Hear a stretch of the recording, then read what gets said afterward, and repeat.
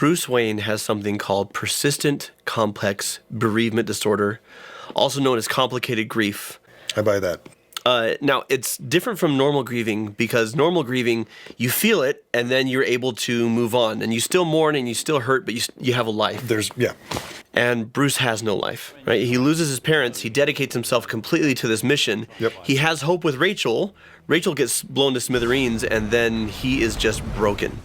And when he takes the fall for Harvey Dent, he's like, well, I did it. I brought peace to the city. It's all done. It's all done. And now he's just kind of winding down the clock. He's got nothing to live for. And let's take a look at what's going on for him. Remember when you left Gotham? Before all this, before Batman, you were gone 7 years. 7 years I waited, hoping that you wouldn't come back. Every year, I took a holiday. I went to Florence. There's this cafe on the banks of the Arno. Every fine evening, I'd sit there and order a Fernet Branca. I had this fantasy that I would look across the tables and I'd see you there with a wife, maybe a couple of kids. You wouldn't say anything to me, nor me to you. But we both know that you'd made it, that you were happy. I never wanted you to come back to Gotham. I always knew there was nothing here for you except pain and tragedy. And I wanted something more for you than that.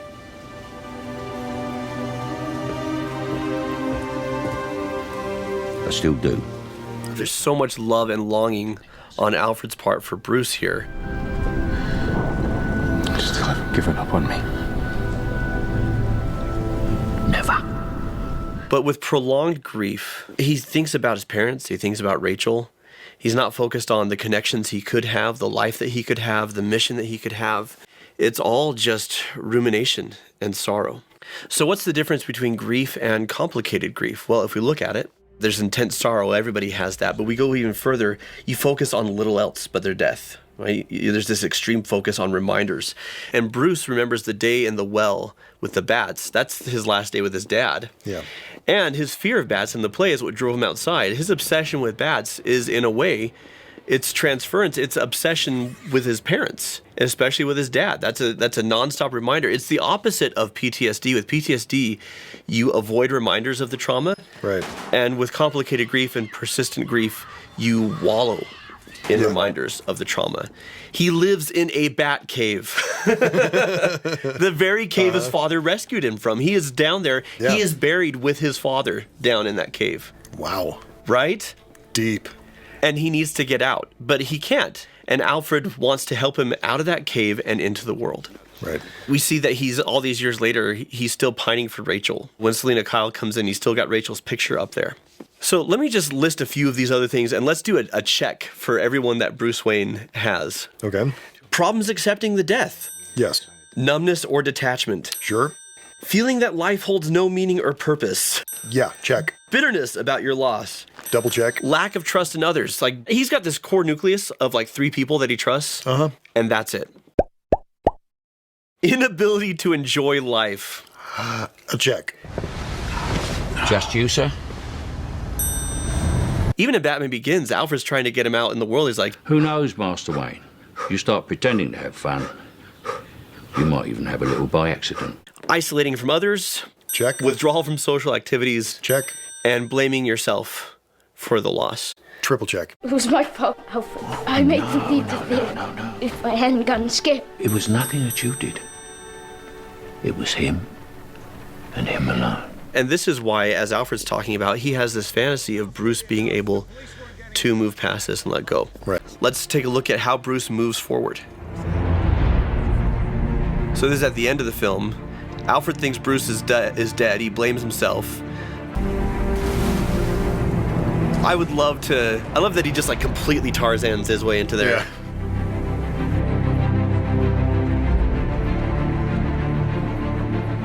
Whatever flaws this film has, the last 5 minutes are perfect. They're very, very good. And honestly, I would have loved to see a Joseph Gordon-Levitt taking up the mantle of Batman Yeah. in this world film. I think that would have been great. So we see Bruce a little bit training his successors throughout the film here and there.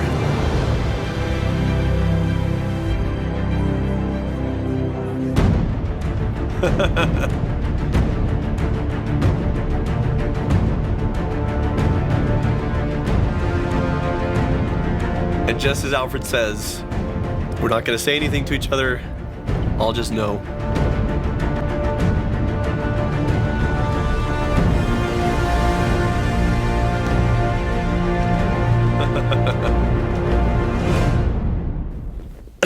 So I adore that you actually have an ending. Yeah. Because the story of Batman is he's just always going off into the night. Right. He's always tormented and he's always miserable. And Christopher Nolan says, not in my version. Nope. We're going to wrap it up. He's done. And what's cool about Batman is that in most stories you expect a happy ending, so it's just like, yeah, whatever. But with Batman, a happy ending is like the most daring thing they could have done. Yeah. That's not what should happen to Batman. Have you met Bruce Wayne? Not a happy guy. But the idea that they could have either killed him or let him have a happy ending, and either one would have been a flex. Oh, yeah. And either one would have worked, Yeah. by the way. The story to that point where he flies off in the Batwing, whatever it is, Yeah. and is going to blow up. He could have died. Totally fine. I would have bought it. And he fulfilled his mission. Yeah. Right? And it would have been a satisfying ending to the movie and his arc. But to the point that we're talking about, we don't want to suggest that the only way to recover from prolonged grief disorder is for you to die. Like you're going to have this till you That is die. not the message. This is a better ending for cinema therapy. Yes. Correct. Because Bruce gets through it by surrounding himself with people that he trusts and actually allowing himself to connect. It's giving his grief meaning, but then knowing when to move beyond that. Because so often with trauma or with loss, that defines us. And that's always the story of Batman. And The Dark Knight Rises is it defines Bruce up until a point, and then he's ready to let go. So how do we move through stuff like this? How do we move through this type of grief? Why do we fall? That's my favorite line from that whole exchange that is repeated. Took quite a fall, didn't we, Master Bruce? And why do we fall, Bruce? So we can learn to pick ourselves up. Whether it's our fears, whether it's because we've stumbled and made mistakes and compromised our morality, or our morality is tested, or whether we've lost somebody and we're grieving, we fall. Sure. And that's why stories matter. What gets me through my life, it's this. This one, yeah. Because we fall so we can learn to pick ourselves up. And how we get through prolonged grief, a little bit of the blueprint is through connection, it's through meaning, and it's through choosing to say my grief isn't going to define me. Right. I'm going to have more than just this. Yep. This trilogy takes Batman and gives him a dose of Superman.